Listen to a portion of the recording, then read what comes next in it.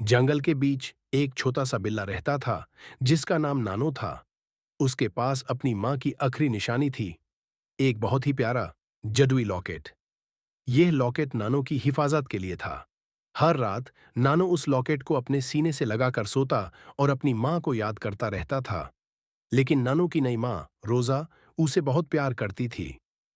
वो चाहती थी कि नानो अपनी पुरानी मां को भूल जाए और यू से अपनी असली मां मान ले। इसी वजह से रोजा को उस लॉकेट से हसाद होने लगा।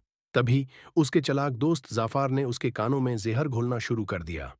जाफार, यह लॉकेट ही नानो को कभी तुम्हें मां मने नहीं देता। अगर यह ना हो तो तुम्हारी जगह सबसे ऊपर होगी और नानो अपनी पुरानी मां को भूलकर तुम्हें मां मानने लगेगा। रात के गहरे साये में रोजा ने वो कर डाला जिसके लिए उसे जफर ने उकसाया था। नानो अपनी मां की याद को सीने से लगाए गहरी नींद में था और रोजा चुपके से उसके पास आई और बहुत ही आहिस्ता से वो लॉकेट चुरा लिया। सुबह होते ही रोजा के दिल में दार और भी बढ़ गया। यूस पता था कि उसकी ये हरकत बहुत गलत थी। लॉन में आई और वहां मिट्टी के नीचे उसने लॉकेट दफना दिया और इस तरह उस मासूम की मां की आखिरी निशानी को एक घने पौधे के नीचे हमेशा के लिए दफना दिया गया।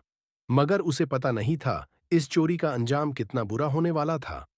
जब शेरू घर वापस आया उसने नानो को जमीन पर रोता हुआ देखा।